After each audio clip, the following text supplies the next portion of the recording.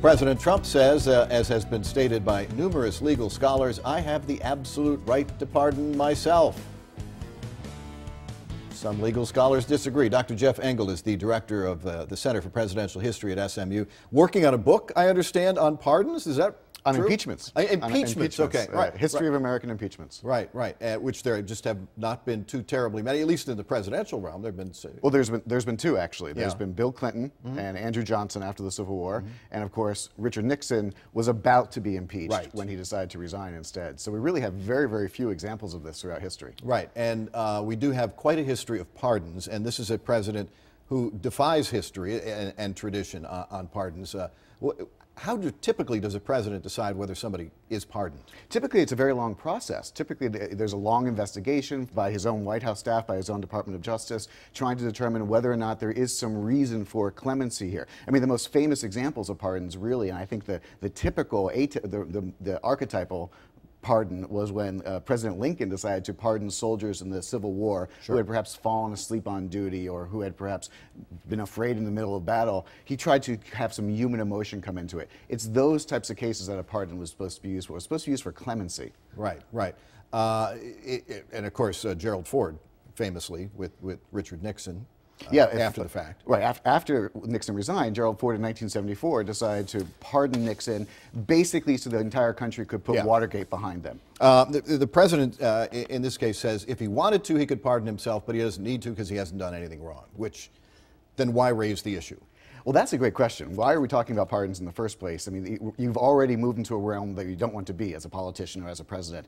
But on the question of whether or not he can actually pardon himself, you know, this is a fuzzy issue because the Constitution is entirely silent on whether or not the president can pardon himself, but for a very good reason, which is that the Founding Fathers, there are very few things you can say that all of them would have agreed upon. This is one of them, that a president or no person should be allowed to be their own judge in their own case. And that the idea when they were writing the Constitution that a president would actually be thinking about pardoning himself would have instructed them that you've already reached a place where you've got bigger political problems. This was a question, though, that Richard Nixon did ask his Justice Department. Actually, the other way around, which is what makes it even more interesting. The Justice Department informed Nixon 3 days before he decided to resign that there is no way a president has the power to do this. That even though the Constitution is silent, the exact quote was, no man may be a judge in his own case. And the Justice Department in '74 ruled, or it gave an opinion, that this is not something a president should even think about doing because it's so politically tone deaf. Now, looming over all of this, because the current House and Senate are not going to impeach and try Donald Trump.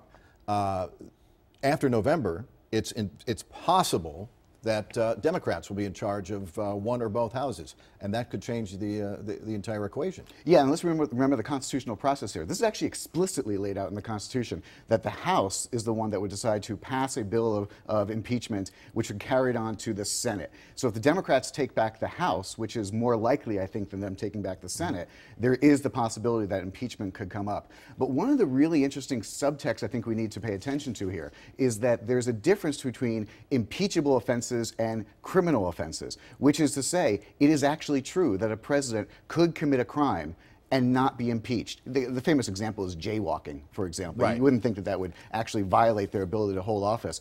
But by the same token, a president who is impeached is subsequently subject to any crimes that he committed while in office or before. So the president essentially could offer a pardon for himself. That does nothing to help him on the impeachment issue, which is to say that's a political question entirely. That is not one for the courts. That is one for the politicians. For the politicians. House and the Senate, right? Yeah. All right, Dr. Engel, thanks very much. Appreciate it. Good to see you.